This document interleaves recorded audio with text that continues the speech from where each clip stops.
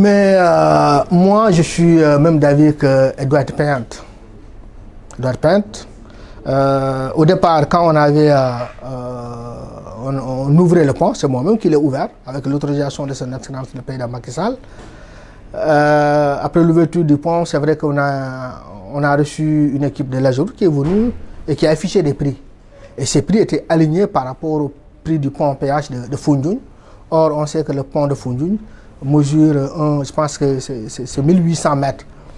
Celui de Marsassoum mesure 482 mètres, donc on ne peut pas avoir le même tarif.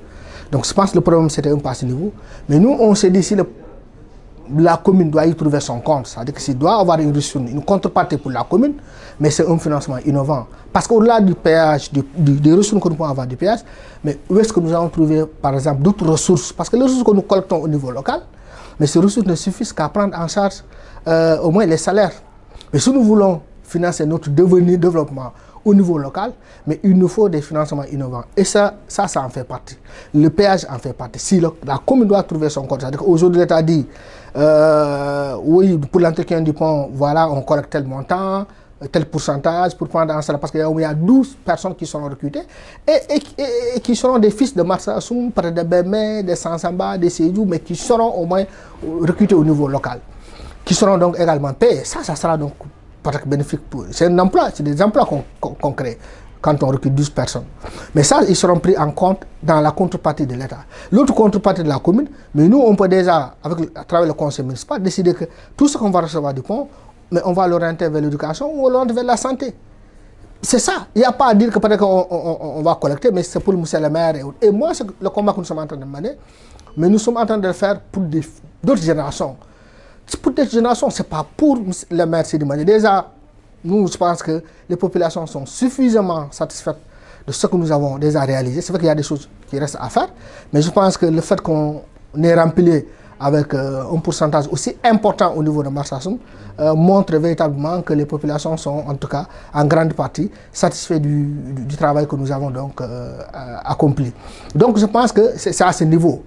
Maintenant, pour dire que non, ça doit être... Parce que gratuit, moi je dis même aux gens, nous qui parlons de la gratuité du Djassin, mais on n'a pas beaucoup de véhicules. Mais aujourd'hui, vous allez à Marsassoum, vous restez à Marsassoum toute la journée, mais vous verrez des véhicules qui quittent la Guinée-Bissau, qui quittent de Kolda, de Dakar, qui préfèrent passer par Marsassoum, par le pont, pour aller même Ziguinchor. Mais ça, c'est un manque à gagner pour la commune, pour la population de Djassin. Et là, il y a même également des charges que nous sommes en train d'honorer. Notre éclairage public, c'est pour le compte de la commune, ce n'est pas pour l'État. Au-delà de ça, pour nettoyer même le pont, c'est nous qui le faisons. C'est la commune qui le fait. Et également d'autres choses. Donc je pense que nous devons véritablement penser. Il faut qu'on ait un esprit très ouvert par rapport à cette question. Qu'on ne puisse pas vraiment la politiser. Parce que c'est ce qui se passe en fait.